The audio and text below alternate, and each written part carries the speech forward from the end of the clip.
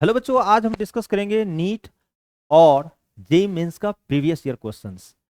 बच्चों ये जो है टॉपिक है ऑसिलेशंस। ऑसिलेशन के अंदर जो भी इंपॉर्टेंट क्वेश्चंस होते हैं वो क्वेश्चंस को हमने उठाया है और वो क्वेश्चन आपको हम डिस्कस करके बताते हैं।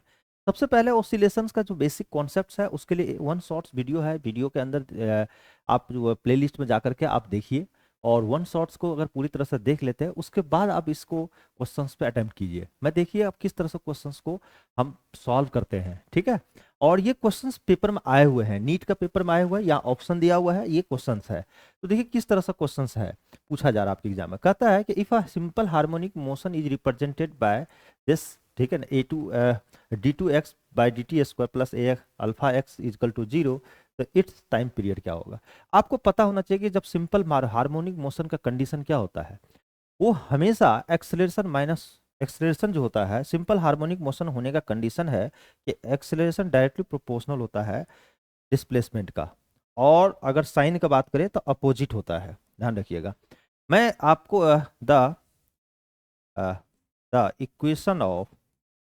इक्वेशन ऑफ अगर एसएचएम कोई पूछे, इक्वेशन ऑफ एसएचएम क्या है, तो ये आपको याद रखना पड़ेगा। देखिए डी टू एक्स ये क्या है, डिस्प्लेसमेंट है, बाय डी टी स्क्वायर, ठीक है।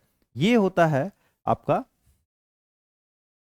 माइनस ओमेगा स्क्वायर एक्स का, ठीक है। यही होता है ना।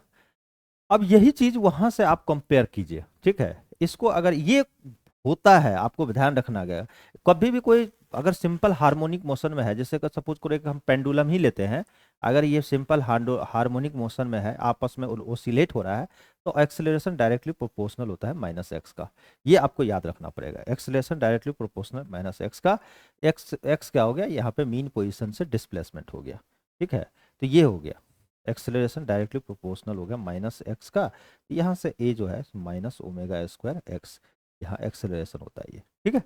ये होता है मीन पोजीशन से, ठीक है। ये वाला मीन पोजीशन हो गया, आपको पता होना चाहिए ये मीन पोजीशन है, ठीक है। और ये एक्सट्रीम पोजीशन है, एक्सट्रीम पोजीशन है, ये डिस्प्लेसमेंट एक्स हो गया। तो उसी तरह से इसको अगर हम फर्स्ट इक्वेशन बोले, ठीक है, और आपका गिवन क्या है, गिवन है, ठीक है, आप देखिए डी टू, ठीक है, एक्स, ठीक है, अब बाय, ठीक है, D two X by D T square, ये इक्वल टू क्या है, माइनस अल्फा एक्स बोले, ठीक है। इसको आप दूसरे साइड लीजिए, ठीक है। तो आप यहाँ पर देखिए ये भी अगर टी का ही फंक्शन होगा, ठीक है, यहाँ पर दिया हुआ है। तो अब बताइए इसको अगर हम सेकेंड बोले तो फ्रॉम फर्स्ट और second, from first equation first and equation second से, ठीक है, यहाँ से देखिए तो माइनस ओमेगा स्क्वायर, ठीक है, इजकल टू माइनस अल्फा होगा।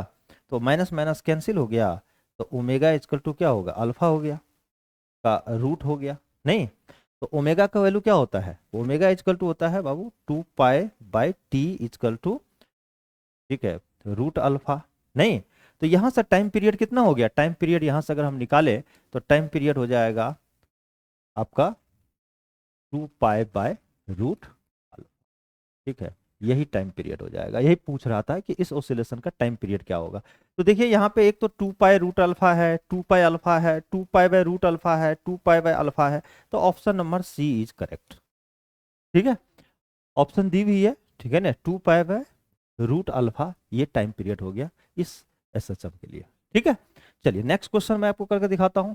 अब देखो ये क्वेश्चन ये भी है, ये भी इंपॉर्टेंट क्वेश्चन है, इस क्वेश्चन को डिस्कस करता हूं मैं। देखो बच्चों यहाँ पे क्या करा है कि the displacement of a particle executing simple harmonic motion given by, ठीक है, y equal to A not plus sine omega T plus B cos omega t, then amplitude of its oscillation is given by. देखिए जब हम किसी भी oscillation का amplitude कैसे निकालते हैं तो आपको ध्यान ये रखना है, ठीक है, कि आपको मैं बताता हूं। जब आपको y इक्वल टू यहाँ पे गिवन है, जो गिवन है उसको आप ध्यान रखिएगा, ठीक है। एम्पलीट्यूड क्या होता है सिंपल हार्मोनिक मोशन का, ये जो मीन पोजीशन से कितनी हाइट, ये जो है, ठीक है, यही होता है एम्पलीट्यूड, इसको ए बोलते हैं, यानी फ्रॉम मीन पोजीशन से कितनी हाइट है, ठीक है, सिग्नल का, तो उसी को एम्पलीट्यूड बोलते हैं। तो ए वाई इक्वल टू कितना दिया हुआ है, ए नॉट, ठीक है, plus A sine omega T plus B cos omega T, ठीक है। अब क्या करते हैं, हम क्या करते हैं, ए नोट को इधर ले आते हैं, तो y minus A naught is equal to A sine, ठीक है, omega T plus B cos omega T. ठीक है, अब इसको सिंपली हम एक नया वाई डैश बोल देते हैं, तो क्या लिखूंगा, A sine omega T plus B cos, ठीक है, ओमेगा टी। ये एक तरह से नई इक्वेशन हो गई, ठीक है, नई बन के तैयार हो गया। अब मैं क्या करता हूँ, इसका एम्पलीट्यूड निकालने के लिए सबसे पहले इसका देखता हूँ कि फेज क्या है, फेज क्या।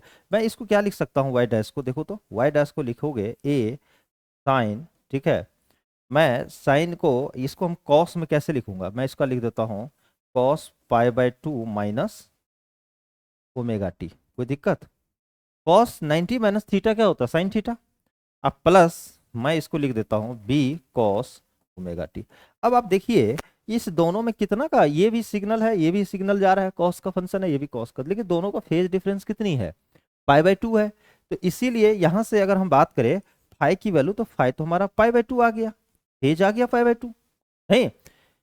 और इसका जब फाइव फेज पाई बाय 2 हो गया, तो जो रिजल्टेंट एम्पलीट्यूड होगा इसका, देखिए ये वाला जो है एक तरह का सुपरपोजिशन ऑफ वेव्स होगा, नहीं, यानी दो सिग्नल का एक तरह से सुपर इम्पोज हो गया, ये और ये। तो अगर रिजल्टेंट एम्पलीट्यूड अगर निकालना हो, तो आपको पता होना चाहिए ए इजकल टू हमारा रिजल्टेंट जो एम्पलीट्यूड होगा, ठीक है, वो क्या आएगा। तो मैं लिखूंगा यहाँ पे रिजल्टेंट जब लिखूंगा, ठीक है, डायरेक्ट एम्पलीट्यूड लिख दीजिए, ठीक है, एम्पलीट्यूड लिख देता हूं मैं। तो एम्पलीट्यूड अगर आप लिखोगे, तो रूट अंडर क्या लिखोगे, A square plus B square plus 2ab cos phi. Phi क्या होता है, फेज डिफरेंस, ठीक है। तो ए स्क्वायर तो आपका वही रहेगा एज इट इज, ठीक है, ए स्क्वायर तो रहेगा ही, A square plus B square plus 2ab cos pi by 2, ठीक है। अब कॉस पाई बाई 2 फेज फाई की वैल्यू दी हुई है, जीरो हो जाता है, तो आपका रिजल्टेंट आ जाएगा A square plus B square, ठीक है। यानी आपका जो है ये ए प्लस, ये ऑप्शन नंबर सी होगा। फर्स्ट ऑप्शन है A plus B, second option है A not plus root under A square plus B square, D है A square plus B square का रूट अंडर, डी है A not square plus A plus B का whole square का total का root, यानी option number आपका जो है सी इज करेक्ट, ठीक है। तो जो नए नए जो है का जो सिग्नल आएंगे, यानी the amplitude of its oscillation का अगर हम बात करें, तो एम्पलीट्यूड ऑफ इट्स ऑसिलेशन का अगर हम बात करें, तो हमारा क्या हो गया, root under A square plus B square, ठीक है। तो इस तरह से भी हम क्वेश्चंस बच्चों बना सकते हैं। नेक्स्ट क्वेश्चन मैं आपको करके दिखाता हूं। अब देखो ये क्वेश्चन क्या है, अगर आपका कॉन्सेप्ट क्लियर है ना, तो सारे क्वेश्चंस बन जाएंगे। कॉन्सेप्ट नहीं क्लियर हुआ तो सारी दिक्कत है। देखिए दो सिंपल हार्मोनिक मोशन है, यानी two simple harmonic motion are represented by the equation. एक हार्मोनिक मोशन का इक्वेशन ये है, ये दिया हुआ है y is equal to 10 sine pi by 4 और 12t अब प्लस 1, एक सिंपल हार्मोनिक है। और दूसरा सिंपल हार्मोनिक है y2 is equal to 5 sine 3 pi t, sorry यहाँ से लिखता हूँ, y2 is equal to 5 sine 3 pi t plus √3 cos 3 pi t. एक तो ये है हार्मोनिक मोशन। अब दोनों का मिला करके एक उसका टोटल जो रिजल्टेंट होगा, जब दोनों को सुपर इम्पोज करोगे, ठीक है, y is equal to y1 plus y2 करेंगे, तो उसका जो है क्या होगा, एम्पलीट्यूड, मतलब नहीं सॉरी ये नहीं कर रहा है, यह कर रहा है कि इसके एम्पलीट्यूड और इसके एम्पलीट्यूड का रेशियो पूछ रहा है। तो इसका एम्पलीट्यूड तो आपको पता है, y1 इजकल टू, ठीक है, 10, इसको मल्टीप्लाई कर दो, साइन इसको करेंगे तो 3 4 जा पाई टी प्लस पाई बाई 4, ठीक है। तो इसके लिए a1 आ गया आपका 10 और phi1 हो गया पाई बाई 4, कोई दिक्कत, ठीक है, यहां तो हो गया। और ओमेगा हो गया 3 पाई, ठीक है। इस सिग्नल के इसको लिए बताओ, इस ओसिलेशन के लिए y2 को मैं लिखूंगा, इसको लिख दो तो 10 और यहाँ पे लिख दें 1/2 साइन 3 पाए, ठीक है, t अब प्लस √3/2 कॉस 3 पाई टी, मैं लिख देता हूँ।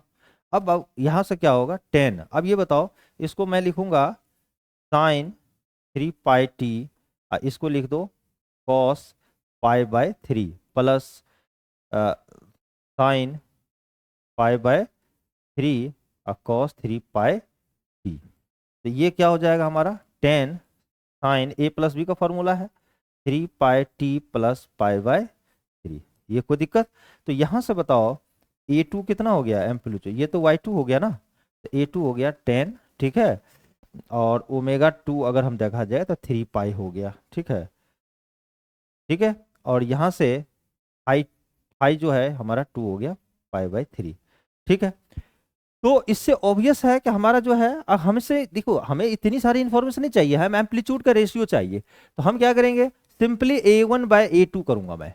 तो इसमें एम्पलीट्यूड 10 आया, इसका भी एम्पलीट्यूड 10 आया, तो 10 बाय 10 काट दिया, यानी 1 बाय 1, यानी 1:1, ठीक है। तो इस A1 is to A2 is equal to 1:1, ठीक है। तो ये हमारा फर्स्ट ऑप्शन हो गया, ठीक है बच्चों। नेक्स्ट हम लोग करते हैं बच्चों। अब देखो ये क्वेश्चन जेई मेंस का क्वेश्चन है और काफी अच्छा क्वेश्चन है। जिस लास्ट वीडियो हमने इससे पहले ओसिलेशन का वन शॉट्स जब बनाए थे तो उसमें मैंने मेंशन भी किया था कि जब हम हमारे पास स्प्रिंग होता है, स्प्रिंग मास सिस्टम में, तो जब दो स्प्रिंग को हम अगर सीरीज में हम कनेक्ट करते हैं फिर पैरेलल में कनेक्ट करते हैं तो उसमें जो ये इक्विवेलेंट कैसे निकालते हैं, स्प्रिंग कांस्टेंट कैसे निकालते हैं, इक्विवेलेंट स्प्रिंग कांस्टेंट। तो मैं आपको बता देता हूँ, ठीक है, कि जब आप ध्यान रखना, जब करंट इलेक्ट्रिसिटी पढ़े होंगे तो रेजिस्टेंस में क्या होता है, जब सीरीज का यहाँ पे पैरेलल की तरह बिहेव करता है और यहाँ का, और वहाँ का पैरेलल यहाँ का सीरीज की तरह बिहेव करता है, ध्यान रखना। तो अगर मान लिया जाए एक स्प्रिंग है ना, सपोज करो इस तरह से, और दोनों स्प्रिंग जो है यहाँ पर K1 है और ये K2 है, तो अगर आपका इसका K इक्विवेलेंट निकालोगे ना, इक्विवेलेंट निकालोगे यानी इसको एक बनाओगे, तो K इक्विवेलेंट इसी को बोलते हैं, ठीक है। तो जब आप ध्यान रखना K इक्विवेलेंट होगा, वो आपको याद रखना, इसको पैरेलल की तरह ट्रीट करना, 1K equivalent equal to 1/K1 अब प्लस 1/K2, ऐसे करके यहाँ से K इक्विवेलेंट निकालना।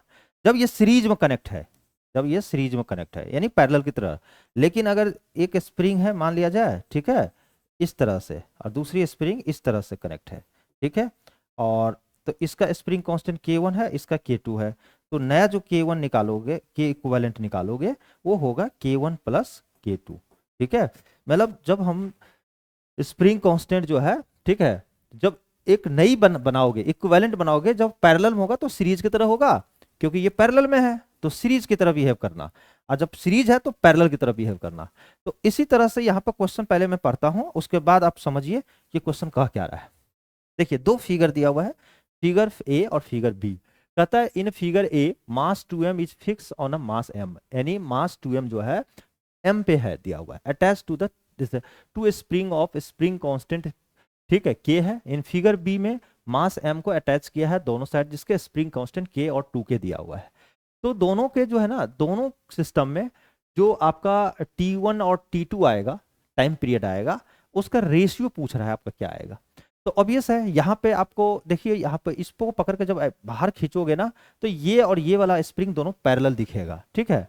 तो जब पैरेलल दिखेगा तो के इक्विवेलेंट क्या होगा, जब पैरेलल होता है तो आपको पता होना चाहिए, ठीक है, नहीं सॉरी, हाँ पैरेलल में होगा तो सीरीज की तरह बिहेव करेगा। तो इसको अगर हम कि हमने क्या किया, स्प्रिंग कांस्टेंट कितना है, के दिया हुआ ना, सॉरी, ठीक है। तो यहाँ पे ठीक, यहाँ पे के और प्लस के, तो कितना हो जाएगा 2k, और इस केस में क्या होगा, के प्लस 2k यानी 3k, ठीक है। इस समय मास क्या होगा, मास तो m प्लस 2m यानी 3m हो जाएगा, ठीक है, ये जो है मास है, ठीक है। और इस केस में जो मास होगा वो तो m ही रहेगा। तो T1 कितना हो जाएगा, आपको पता होना चाहिए, T1 होता है √m/k, नहीं यही होता है। m का वैल्यू कितना रखोगे यहाँ पे, ये मास है, ठीक है, तो 3m/2k, ठीक है। और यहाँ क्या हो जाएगा, T2 कितना हो जाएगा, यहाँ भी मास, ठीक है, m/k होता है, ठीक है। तो लेकिन k कौन सा होगा, इक्विवेलेंट होगा, यहाँ भी इक्विवेलेंट होगा। तो ये क्या होगा, रूट अंडर मास कितना हो गया, मास तो m ही है और 3k, ठीक है। अब क्या करना है, दोनों को रेशियो निकालना है। तो T1/T2, T1/T2 क्या हो जाएगा, आप यहाँ से डिवाइड कर लो, ठीक है।